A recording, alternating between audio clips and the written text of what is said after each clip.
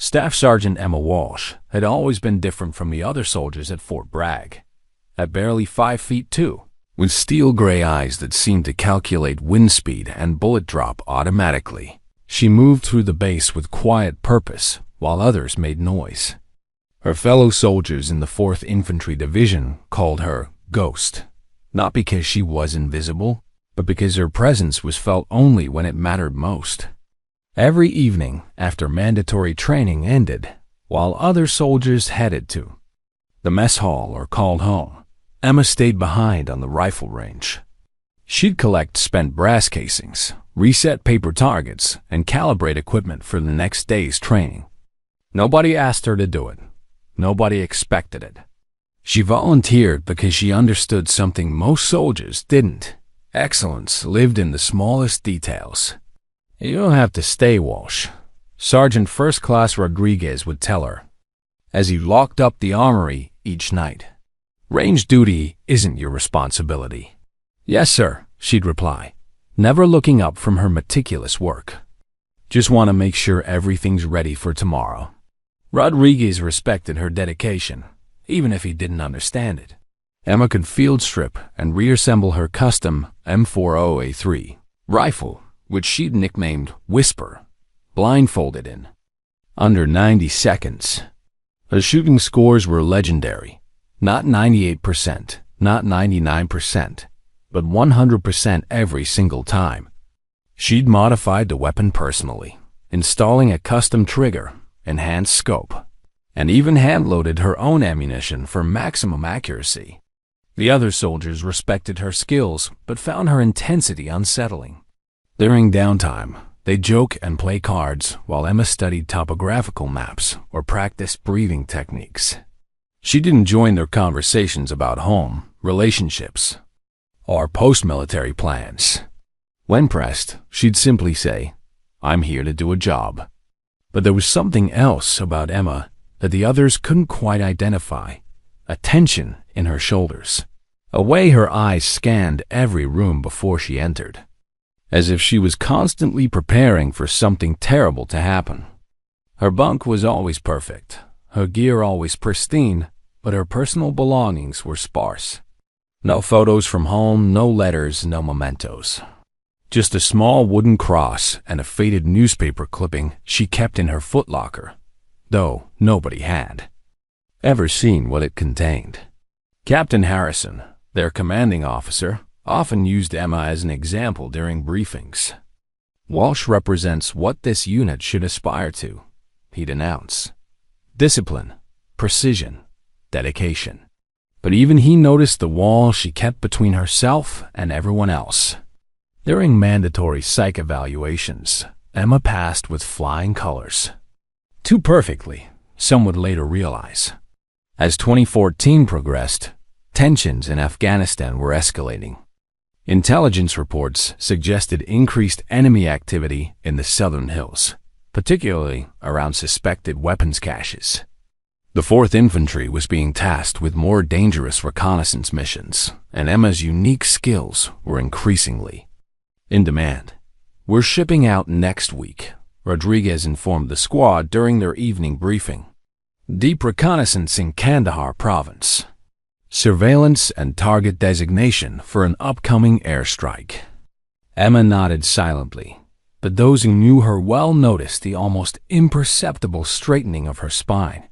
She spent that entire night on the range, firing shot after shot into targets at increasingly impossible distances. Each bullet found its mark with mechanical precision, but there was something different about her technique, more intense, more focused, as if she was preparing for something beyond training. The mission briefing revealed they'd be operating in some of the most dangerous terrain in Afghanistan. 8-person squad, minimal support, radio check-ins every 4 hours. Emma would take point as the designated marksman, with Whisper ready for immediate deployment.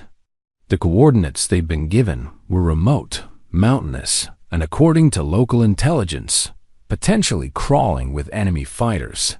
"Questions?" Captain Harrison asked after detailing the mission parameters. Emma raised her hand, unusual for her. "Sir, what's our extraction protocol if communications are compromised?" Harrison frowned. "Standard procedure, Walsh." "Why?" "Just want to be prepared for all contingencies, sir."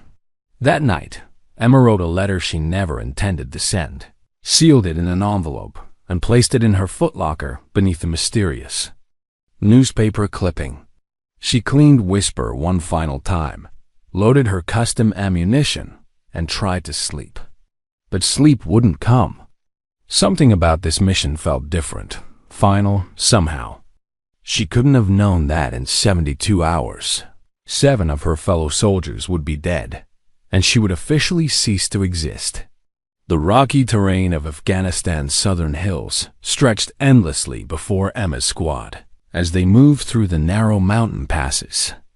3 days into their reconnaissance mission, the oppressive heat and constant vigilance had worn everyone down except Emma, who seemed to glide over the treacherous ground with supernatural ease. "Ghosts in her element," whispered Private Jackson, the squad's communications specialist, as he watched Emma navigate a particularly difficult rock face ahead of them. "It's like she was born for this." Staff Sergeant Miller, their squad leader, kept his eyes on Emma's position. She'd been unusually quiet, even for her, since they'd crossed into hostile territory. Her hand signals were crisp and precise, her movement patterns textbook perfect. But there was something in her posture that suggested she was anticipating danger that hadn't yet materialized. The intelligence briefing had indicated enemy movement near a suspected weapons cache, but so far they'd encountered nothing but empty mountains and the occasional distant sound of goats. Miller was beginning to wonder if their information was outdated when Emma suddenly raised her fist, the signal to freeze. Through her enhanced scope, Emma was scanning the path ahead when something caught her attention. The ground looked wrong, too level, too uniform for natural mountain terrain. She'd seen enough improvised explosive devices to recognize the subtle signs. Displaced stones, vegetation that didn't quite match the surrounding area, scratch marks were heavy. Objects had been dragged. She turned to signal Miller, but before she could communicate the danger, Private Jackson stepped directly onto what appeared to be solid ground. The explosion was massive. The pressure plate IED had been expertly concealed beneath loose stones, designed to detonate under the weight of a fully equipped soldier. The blast threw Emma backward against the rock wall, her ears ringing, vision blurred, debris raining down around her. When the smoke cleared, she found herself buried under a pile of rocks, her left arm trapped, Whisper thrown several feet away. Through the settling dust, she could see the devastating result of the explosion. 7 soldiers, her entire squad, were scattered across the rocky landscape. Miller, Jackson, Rodriguez, Williams, Thompson, Martinez, and Davis, all dead. Their bodies had been thrown in different directions by the blast, some partially buried under debris from the landslide the explosion had triggered. Emma lay trapped, listening to the terrible silence that followed the explosion. No groaning, no calls for help, no radio chatter. Just the sound of settling rocks and her own labored breathing. She tried to move her left arm and nearly passed out from the pain. Definitely broken, possibly shattered. Her radio was destroyed, the pieces scattered around her. As consciousness faded in and out, Emma became aware of voices, distant but approaching. Foreign voices, speaking in Pashto. Enemy fighters, drawn by the explosion, coming to investigate and collect weapons and intelligence from the dead Americans. With tremendous effort, Emma managed to free herself from the debris, biting back screams of pain as she pulled her mangled arm from beneath a large rock. Whisper was intact but partially buried. Her backup sidearm was missing, blown away by the blast. She had maybe minutes before the enemy fighters reached her position. The logical choice was to try to escape, to find higher ground and signal for extraction. But Emma's training and instincts told her something different. These mountains were crawling with enemy forces. A wounded American soldier trying to navigate hostile territory with a broken arm and no radio would be captured or killed within hours. Instead, Emma made a choice that would define the next decade of her life. She gathered her remaining gear, Whisper, her ammunition, and her survival pack, and began climbing toward a concealed position she'd spotted earlier during their approach. It was nearly impossible terrain, requiring her to use her good arm to pull herself up a near-vertical rock face while dragging her rifle, but Emma had always been stronger than she looked. The enemy fighters arrived 20 minutes later. Through her scope, Emma watched them examine the blast site, collect dog tags and weapons, and take photographs for intelligence purposes. They spent hours searching the area, but found no trace of an eighth soldier. The landslide had covered her tracks, and her training in concealment had left no obvious signs of escape. From her elevated position, Emma realized she had a choice to make. She could try to signal the search and rescue helicopters she could. Here in the distance, identify herself and return home to safety. Or she could stay here in the mountains and continue the mission her squad had died trying to complete. She thought about the intelligence briefing, the weapons cache they'd been sent to locate, the enemy supply routes that ran through these mountains. She thought about Jackson, who'd been planning to propose to his girlfriend when they got home. She thought about Miller, who had 3 kids and a wife in North Carolina. Emma made her decision. She would stay. She would complete the mission. And she would make sure her squad's sacrifice meant something. The search and rescue teams found 7 bodies, 7 dog tags, 7 weapons.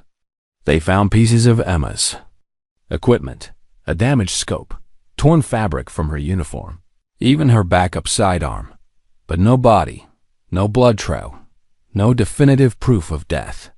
After 72 hours, the search was called off. The official report read, Staff Sergeant Emma Walsh, Mia, presumed killed by enemy action. Her parents received a folded American flag and a Bronze Star posthumously awarded for her service. The military held a memorial service with an empty casket. Her name was etched into the memorial wall at Fort Bragg. But Emma Walsh wasn't dead. She was just getting started. The first winter nearly killed her. Emma had survived the initial weeks after the explosion by scavenging equipment from enemy positions, using her sniper skills to eliminate isolated sentries and collect their supplies. She'd found a network of caves in the upper elevations, carved by centuries of wind and water that provided perfect concealment and protection from both the elements and enemy patrols. But she hadn't anticipated how brutal the Afghan winter could be at altitude. With only military rations, a damaged sleeping bag, and no reliable heat source, Emma spent months on the edge of starvation and hypothermia. She learned to hunt mountain goats with precision shots that attracted no attention. She learned to collect rainwater and melt snow efficiently. Most importantly, she learned to be completely, utterly invisible. During those first few months, Emma had ample opportunity to signal for extraction. American helicopters flew reconnaissance patterns over her area regularly. She could have easily created a signal fire or used reflective materials to attract their attention. Instead, she watched them pass and remained hidden. The reason was simple. She discovered something. From her elevated position, Emma had observed enemy supply routes that weren't in any intelligence briefing. Weapons convoys moving through hidden mountain passes, ammunition caches being established in remote locations, communication networks that stretched across hundreds of miles of supposedly empty terrain. The explosion that killed her squad hadn't been random. It had been carefully planned to eliminate American reconnaissance in this specific area. Emma realized that her official death was actually an advantage. Enemy forces weren't looking for her. American forces weren't looking for her. She was completely invisible, free to observe and operate without any constraints or oversight. She could gather intelligence, disrupt enemy operations, and protect American forces in ways that would be impossible for an official military unit. So she stayed. Over the following months, Emma established an elaborate early warning system throughout the mountain range. Using salvaged electronics from destroyed enemy equipment, she created motion sensors, communication intercepts, and surveillance networks that covered every major approach to the region. She mapped enemy patrol routes, documented supply schedules, and identified key personnel in the local command structure. Her first targeted elimination came 6 months after the explosion. An enemy scout had been positioning himself to observe American helicopter flight patterns, clearly planning an ambush. Emma's shot from 800 meters was clean and silent. The scout simply disappeared from his position, his body falling into a deep ravine where it would never be found. She developed a signature for her work, a small carved symbol of crosshairs surrounded by a ghost figure, which she left at the scene of each successful mission. Local enemy fighters began to whisper about a mountain spirit that protected the valley, eliminating their scouts and sabotaging their operations. Years passed. Emma's hair turned gray from stress and exposure, but her hands remained steady, her eyes sharp. She aged gracefully in her mountain stronghold, maintaining perfect physical condition through constant activity and careful nutrition. Her makeshift home expanded into a sophisticated intelligence-gathering operation, complete with solar panels, water purification systems, and communication equipment capable of monitoring enemy transmissions across the entire region. Emma kept detailed logs of every enemy movement, every weapon shipment, every communication she intercepted. Her handwritten notebooks contained intelligence that would have been invaluable to American command, but she never broke radio silence. She was fighting her own war now by her own rules. By year 5, she confirmed 43 enemy eliminations, neutralized 12 weapons caches, and disrupted countless supply operations. Enemy forces had learned to avoid certain areas entirely, attributing the mysterious deaths to local superstition and supernatural forces. Emma never questioned her choice to remain in the mountains. She thought often about her fallen squad members, about the mission they died trying to complete, about the American soldiers who were still fighting this war. Every enemy fighter she eliminated, every weapons cache she destroyed, every intelligence report she compiled was dedicated to their memory. She had become something unprecedented in military history, a one-person special operations unit, operating completely independently, with no support, no oversight, and no official existence. She was a ghost in a most literal sense, haunting the mountains and protecting American interests from the shadows. But Emma's greatest test was yet to come. In year 10, her early warning sensors detected something unusual: American voices. On enemy communication frequencies, calls for help, the sound of an ambush in progress. After a decade of silence, Emma Walsh was about to announce her presence to the world with a single impossible shot. Staff Sergeant Kyle Martinez pressed himself against the boulder, bullets whining overhead as his thermal imaging display painted a terrifying picture. At least 15 enemy fighters had them surrounded in the narrow canyon, and his 6-person reconnaissance team, Calsign Bravo 6, was running out of ammunition fast. "Command, this is Bravo 6, Martinez screamed into his radio, but only static responded. "We need immediate extraction. We're taking heavy fire and communications are down." Private Davis, their thermal operator, frantically scanned the surrounding ridgelines with his advanced optics. "Sergeant, I count multiple RPG positions on the eastern ridge. They're setting up for a coordinated strike." Through his scope, Davis watched an enemy fighter position a rocket-propelled grenade launcher on the high ground. The weapon was aimed directly at their largest piece of cover, the boulder cluster protecting half the team. Martinez knew they had maybe 30 seconds before that RPG turned their defensive position into a kill zone. "RPG, everyone down!" Martinez bellowed, but there was nowhere to go. The canyon walls were too steep, the enemy fire too concentrated. 3 American soldiers were about to die, and there was absolutely nothing anyone could do to stop it. That's when Davis saw something impossible on his thermal display. A single red dot appeared on the western ridge, nearly 800 meters away. The position was insane. The ridge was too steep for climbing, too exposed for concealment, and the angle would require superhuman marksmanship skills. No human being could have reached that position, let alone made an accurate shot from it. "Sergeant," Davis whispered, staring at his screen in disbelief. "There's someone on the western ridge." Martinez was about to dismiss it as equipment malfunction, when the world exploded into sound. Crack. One rifle shot, precise and deliberate, echoed across the canyon like thunder. The enemy fighter with the RPG launcher spun like a dancer, his weapon flying from his hands as he tumbled down the mountainside. The rocket launcher bounced harmlessly off the rocks, its deadly payload unfired. The remaining enemy fighters paused, confused and frightened. In that moment of hesitation, Bravo team broke from cover and established a defensive perimeter, returning coordinated fire that forced the ambushers to retreat. But Martinez wasn't focused on the enemy withdrawal. He was staring at his tactical map, cross-referencing the coordinates Davis had given him for the shot location. His blood ran cold as the numbers resolved.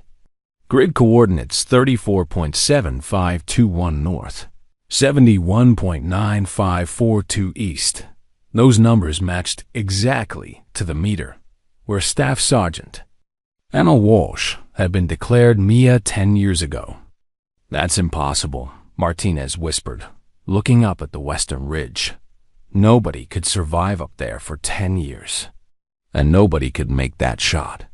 As the gunfire died down and the enemy fully retreated, Martinez noticed something else. Carved into a nearby rock face, barely visible and weathered by years of wind and rain, was a small symbol, crosshair surrounded by a ghost figure. The same signature that had appeared on dozens of mysterious enemy deaths throughout the region over the past decade. Local intelligence had attributed the killings to various causes: rival factions, accidents, supernatural forces.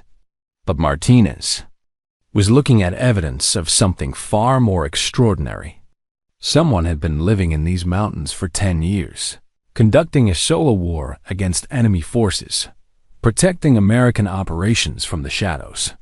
Someone who could make an 800-meter shot at an impossible angle under combat conditions. Someone who was supposed to be dead. Martinez keyed his radio. "Command, this is Bravo 6. We need immediate extraction and a full special operations investigation team. Something's happening here that's way above our pay grade." As they waited for pickup, one question haunted every member of Bravo team. Who fired that impossible shot? 6 hours later, a specialized Delta Force investigation team arrived at the coordinates, led by Colonel Marcus Webb, a 30-year veteran who'd personally trained advanced snipers at Fort Bragg. The team approached with extreme caution. If enemy forces had developed technology capable of faking sniper positions and mimicking American military signatures, it represented a massive security breach. Using state-of-the-art climbing equipment and tactical drones, the team ascended the western ridge where the impossible shot had originated. The terrain was treacherous, loose rock, steep angles, and exposed positions that would be suicide for any normal operative. But someone had definitely been there. Recent footprints in the dust, disturbed vegetation, and most remarkably, a camouflage position that was invisible from every angle except directly overhead. The hide site was a masterpiece of fieldcraft, constructed from natural materials, stones, branches, moss, that blended seamlessly into the mountainside. Thermal signatures were masked by carefully placed reflective materials. The entrance was concealed behind what appeared to be solid rock. Colonel Webb's team breached the position expecting to find sophisticated electronic, warfare equipment, or enemy surveillance gear. Instead, they discovered something that defied all logic: a small living space, meticulously organized and maintained. Military-grade water purification system, solar charging panels connected to communication equipment, detailed topographical maps covering hundreds of square miles, marked with enemy movement patterns dating back years. And sitting calmly in the center of it all, methodically cleaning a rifle, was a small woman with short gray hair and eyes that seemed to catalog every detail instantly. She looked up as the team entered, showed no surprise, no fear. She carefully placed her rifle on a makeshift table and reached for a worn leather pouch. From inside, she produced a military identification card, faded but readable. Emma Walsh, Staff Sergeant, 4th Infantry Division. Mia 2014. Colonel Webb stared at the ID, then at the woman, then back at the ID. His voice caught in his throat. "Ghost? Jesus Christ, we thought you were dead." Emma stood slowly, her voice quiet but steady. "I never left my post, Colonel. I was just waiting for the right moment to complete the mission." Colonel Webb's hands trembled slightly as he examined Emma's identification card for the third time. Around him, his Delta Force team maintained their tactical positions, but their weapons were lowered. The woman sitting calmly before them posed no immediate threat. In fact, she seemed almost relieved to finally have visitors. "Emma Webb," said softly, using her first name for the first time in over a decade. "We held a memorial service for you, your parents. They think you're dead. Everyone thinks you're dead." Emma nodded slowly, her expression unchanged. "That was necessary for the mission, sir. I had intelligence indicating this region was being used for a major enemy operation. My official death allowed me to operate without constraints." She gestured to the notebooks scattered around her living space, dozens of them, filled with meticulous handwriting. "For 10 years, I'd been documenting enemy movements, supply routes, communication patterns, leadership structures. Every drug runner I eliminated, every weapons cache I destroyed, every supply convoy I disrupted. It was all preparation for what happened today." Webb picked up one of the notebooks, his eyes widening as he read entries dating back years. Detailed intelligence reports that would have been invaluable to command, tactical assessments that could have saved lives, enemy positions mapped with surgical precision. "You've been conducting solo reconnaissance for a decade," he said in disbelief. "How did you survive? How did you know Bravo Team was American?" Emma pointed to a small device monitoring multiple radio frequencies. "I've been tracking all military communications in this region. When I heard American voices in distress, I acted. The shot had to be taken. 3 soldiers would have died if that RPG had fired." She led them through hidden passages she'd carved into the rock face over the years, showing them an elaborate early warning system that would have impressed the Pentagon's best engineers. Motion sensors constructed from salvaged electronics, communication intercept equipment built from spare parts, a complete intelligence network operated by one person for 10 years. "The blast that killed my squad wasn't random," Emma continued, her voice taking on a harder edge. "This entire mountain range has been serving as a staging area for major operations against American forces. I've documented 43 confirmed enemy eliminations, 12 weapons caches neutralized, countless supply routes disrupted." Private Johnson, the youngest member of Webb's team, stared at the wall where Emma had carved hash marks, each one representing a successful mission. "Ma'am, why didn't you ever try to make contact? We could have supported you, extracted you, given you resources." Emma's smile was sad but determined. "Because then I would have been just another soldier following orders. This way, I could protect American forces without bureaucracy, without politics, without anyone knowing they were being protected. Webb was beginning to understand the scope of what Emma had accomplished. You've been a one-person special operations unit for 10 years, operating completely independently, with no support, no oversight, gathering intelligence that could have changed the course of multiple operations. The enemy thought I was dead, Emma said simply. That made me more effective than an entire battalion. They couldn't prepare for threats they didn't know existed. The investigation team spent hours examining Emma's intelligence cache. Her documentation was extraordinary, not just military positions and supply routes, but detailed personality profiles of enemy commanders, financial networks funding operations in the region, communication codes that had taken her years to decipher. Emma, Webb said finally, what you've accomplished here is unprecedented, but you can't stay hidden forever. The Pentagon needs to know about this. The intelligence community needs to debrief you. Emma was quiet for a long moment, looking out through a concealed opening at the mountains she'd called home for a decade. I know, sir. I've been preparing for this day. Everything is documented, cataloged, ready for transfer to proper authority. She handed Webb a sealed envelope. These are my recommendations for future operations in this region, based on 10 years of observation. The enemy command structure, their likely responses to various tactics, their supply vulnerabilities. Everything American forces would need to know. Webb opened the envelope, scanning pages of tactical analysis that read like a masterclass in counterinsurgency operations.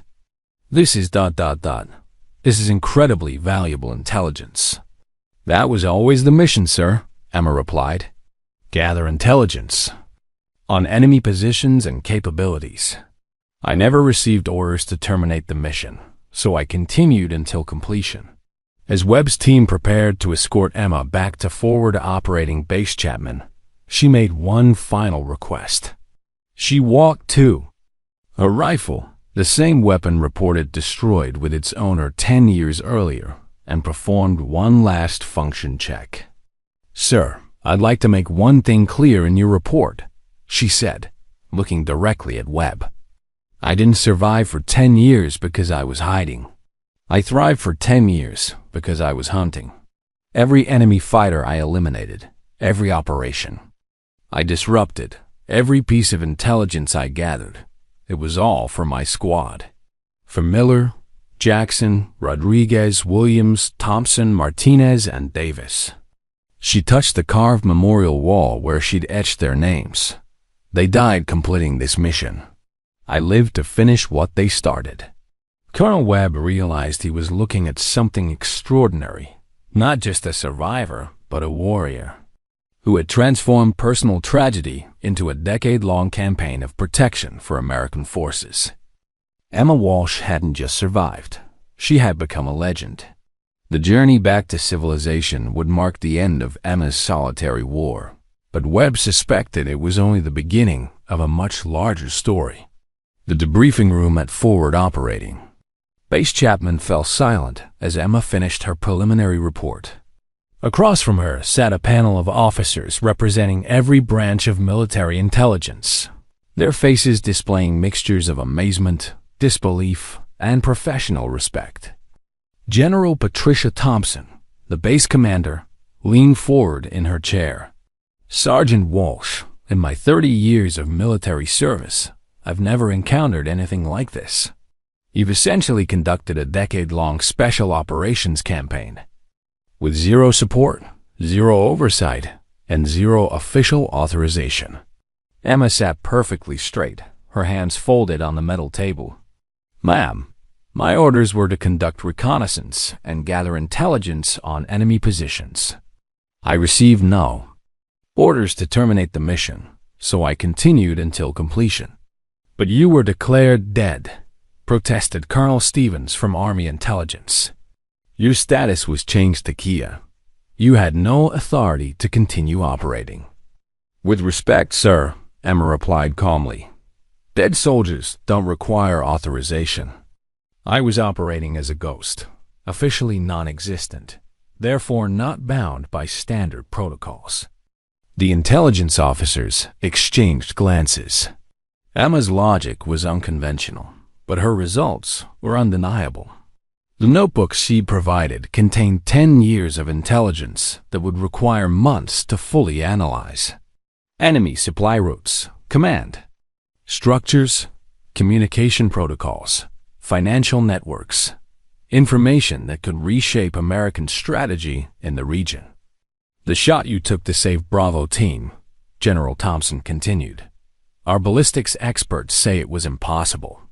800 meters, extreme elevation, wind conditions, and you fired from a position that shouldn't have been accessible to any human being. Emma shrugged slightly. I had 10 years to study that particular shooting position, ma'am. I knew. Eventually, someone would need that specific angle of fire, so I prepared for it.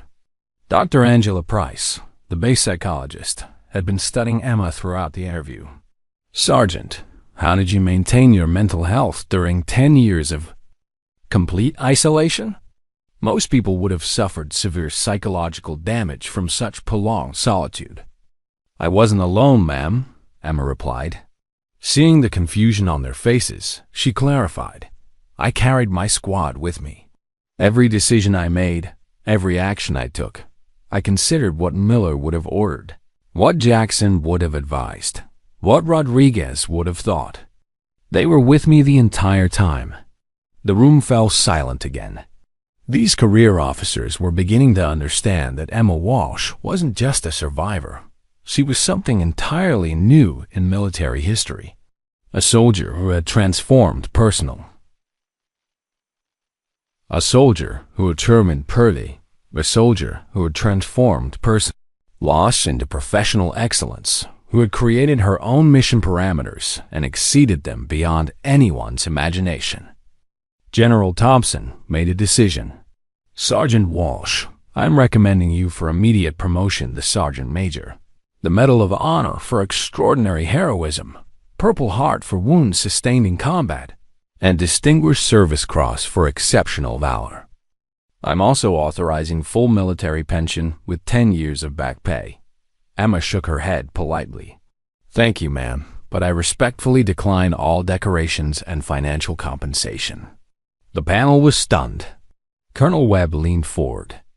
Emma, you've earned these honors. What you've accomplished is unprecedented. Sir, the only recognition I want is permission to return to Fort Bragg and resume my duties as a sniper instructor. No ceremony, no press conferences, no official recognition beyond what's necessary for administrative purposes. Dr. Price studied Emma carefully. Why? After everything you've accomplished, why refuse recognition? Emma was quiet for a moment, then spoke with quiet intensity. Because recognition isn't why I stayed in those mountains for 10 years. I stayed because American soldiers needed protection, and I was in a position to provide it. The mission was never about me. It was about making sure other soldiers could complete their missions and go home to their families. She looked around. The room at the assembled officers. Every medal, every ceremony, every interview request takes away from the real work. I want to teach the next generation of snipers, pass on what I learned in those mountains, and continue serving in the way I'm most effective. General Thompson realized she was witnessing something remarkable, a soldier who had refused the ultimate military honor because it would interfere with her ability to continue serving. Very well, Sergeant Major Walsh. I'll arrange for your transfer back to Fort Bragg immediately. As the meeting concluded, Emma left a sealed letter on the table. This contains detailed recommendations for future operations in the region, based on my observations. I've also included tactical assessments and intelligence that should be shared with relevant commands. Colonel Webb picked up the letter. Emma, one more question. During those 10 years, did you ever regret your decision? To stay?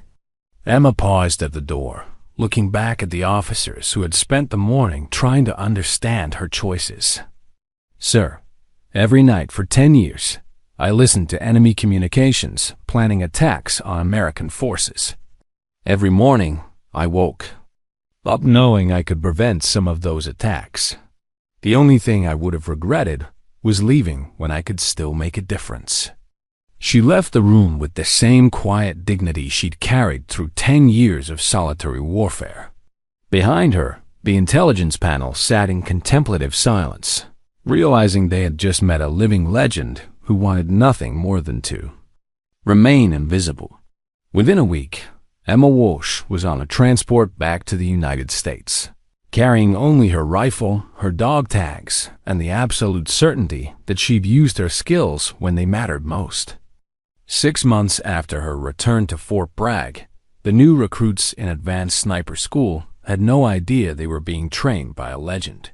They saw only a small, quiet woman in simple fatigues with no rank insignia, no ribbons, no indication of her extraordinary service record.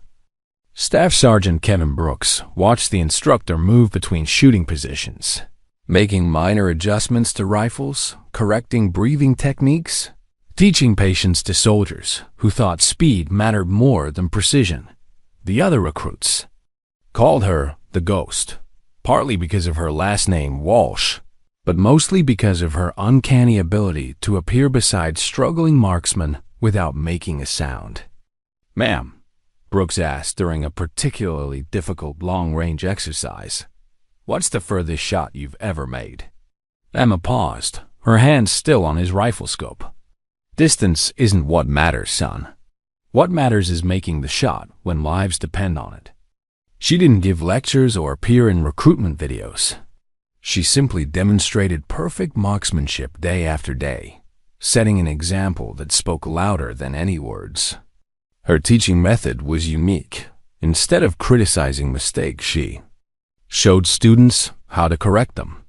Instead of pushing for faster times, she emphasized the importance of patience and precision.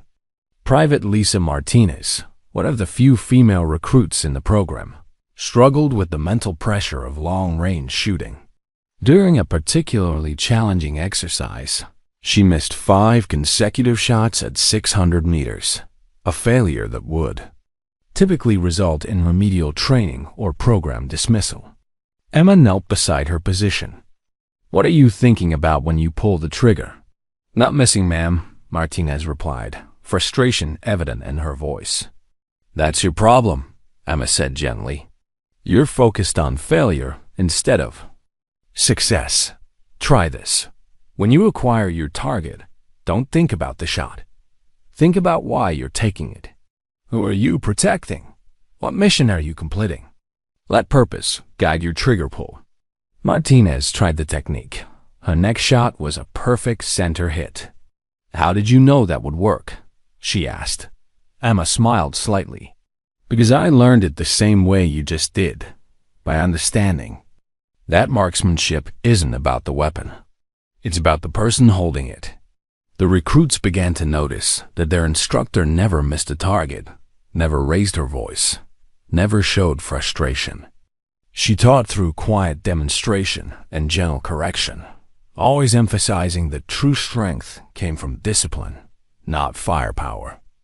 Most importantly, she taught them that the best warriors fought not for glory, but for the people they protected. Captain Michael Roberts, the school's commanding officer, observed Emma's classes with growing curiosity. Her teaching methods were unconventional, but incredibly effective. Students who trained under her showed remarkable improvement, not just in shooting accuracy, but in overall composure and tactical thinking. "Walsh," he said after one particularly impressive training session, "where did you develop your teaching methodology?" "It's unlike anything I've seen in 20 years of military instruction." Emma considered the question carefully. "Sir, I learned that you can't teach marksmanship by talking about it. You have to demonstrate it. Students learn more from watching a perfect shot than from hearing a perfect explanation." What Roberts didn't know was that Emma's teaching philosophy had been forged in the mountains of Afghanistan, where every shot had life or death consequences, where there was no second chance, no room for error. She was passing on lessons learned not in training facilities, but in actual combat against real enemies who were trying to kill American soldiers. During night training exercises, some recruits reported seeing Emma on the range after hours, practicing by moonlight. They would find her at dawn, methodically cleaning her rifle, preparing for another day of instruction. She seemed to require less sleep than normal people, as if constant vigilance had become her default state.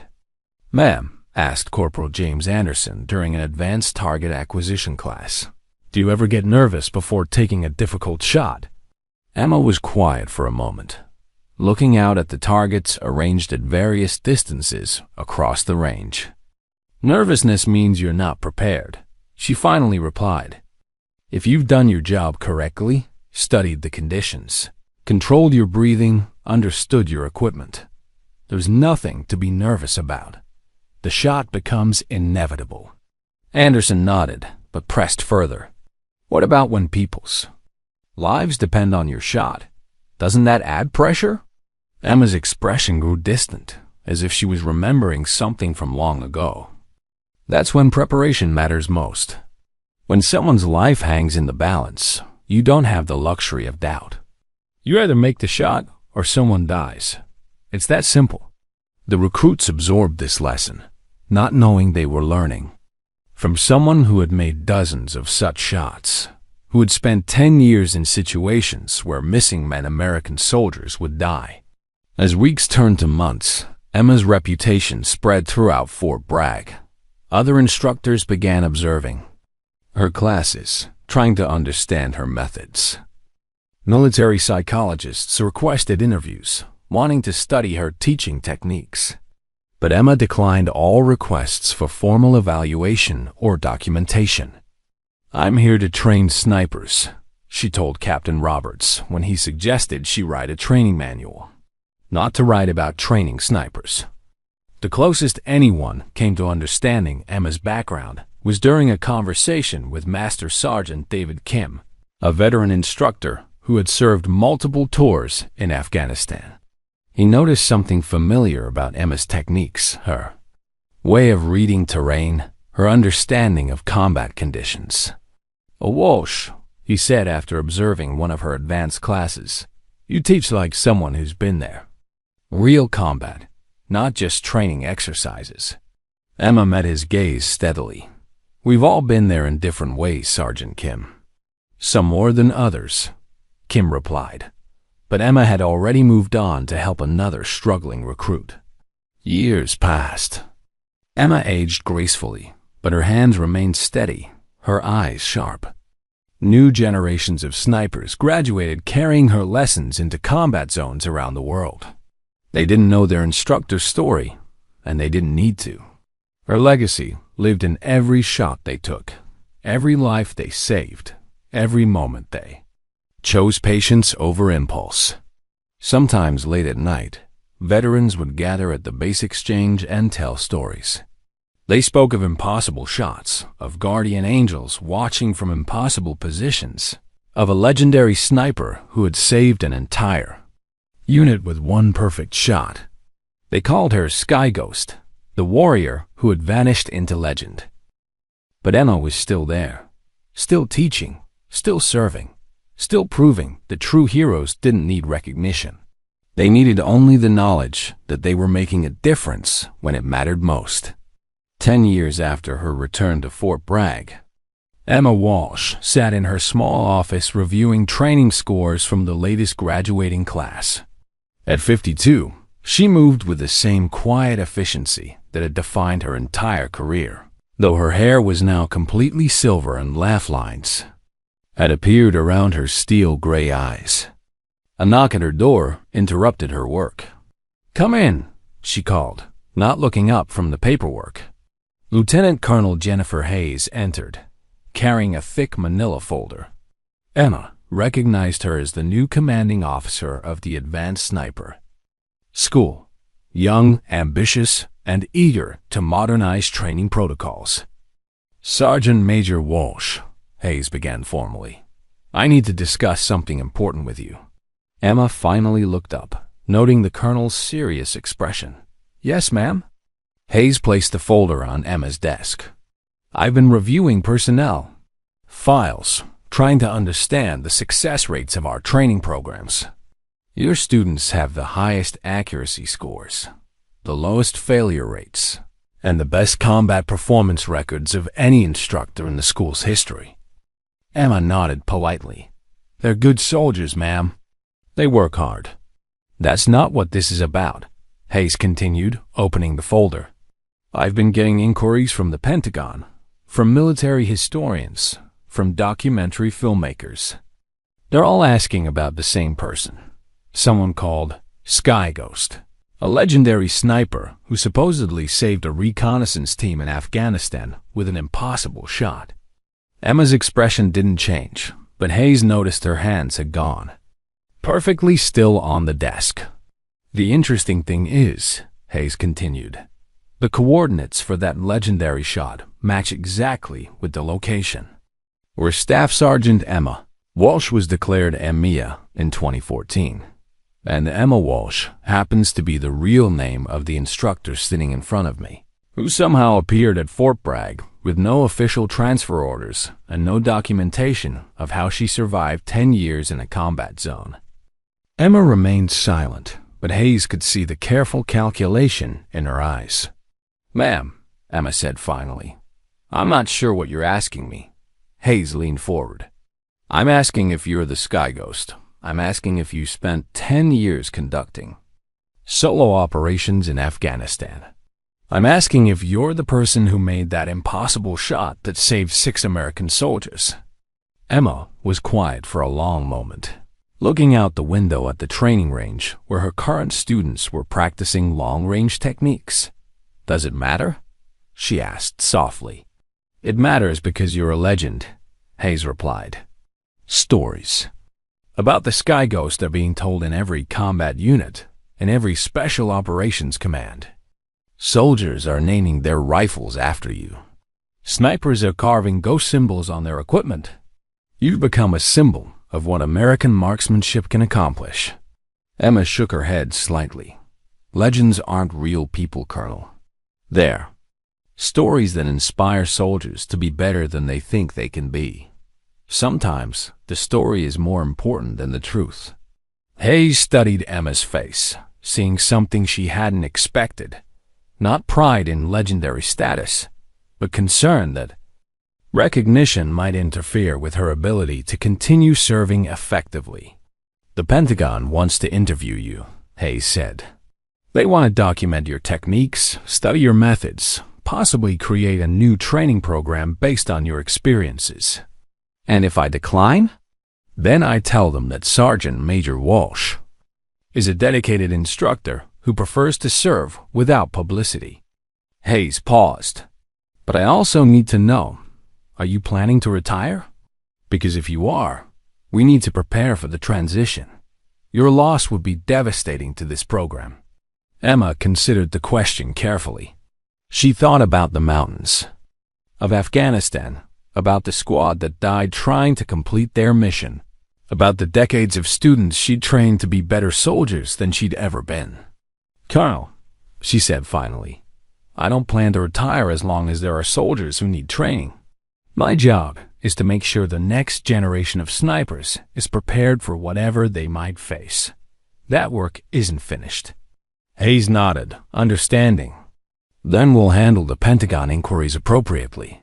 Your service record will reflect what needs to be reflected, and nothing more. As Hayes prepared to leave, Emma called after her. Ma'am, the soldiers who tell stories about Sky Ghost. What do they say? Hayes smiled.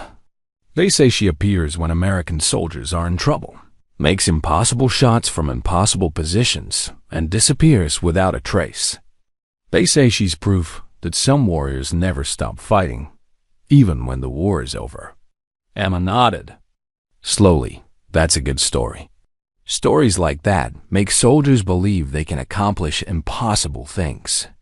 After Hayes left, Emma returned to her paperwork, but her mind wandered to the training range where her students were learning lessons she'd paid for with 10 years of solitude in hostile mountains. Each perfect shot they fired, each tactical decision they made, each life they would eventually save, carried forward the legacy of 7 soldiers who had died trying to complete their mission. Emma Walsh didn't need her name in history books or her story in documentaries. She needed only the knowledge that somewhere in the world, American soldiers were safer because she had chosen to serve in silence, to teach in anonymity, to remain faithful to her principles, even when no one was watching. As evening fell over Fort Bragg, Emma locked her office and walked to the training range. She would stay after hours, as she always did, preparing equipment and targets for tomorrow's instruction. Not because anyone asked her to, but because excellence lived in the details. In the gathering darkness, a small figure moved between shooting positions with quiet purpose, ensuring everything was perfect for the next day's training. To casual observers, she was simply a dedicated instructor preparing for another day of teaching. But to the soldiers whose lives she would save through her training, whose skills she would sharpen through patient instruction, whose courage she would inspire through quiet example, she was something more. She was the ghost who never stopped serving, the warrior who fought not for recognition, but for the simple knowledge that she was making a difference when it mattered most. The legend of Sky Ghost would continue to spread through military units around the world, inspiring soldiers to believe in the impossible. But the real Emma Walsh would remain where she belonged, on the training range, passing on hard-earned wisdom to the next generation of warriors, proving every day that true heroism wasn't about being remembered. It was about making sure others could complete their missions and return home safely.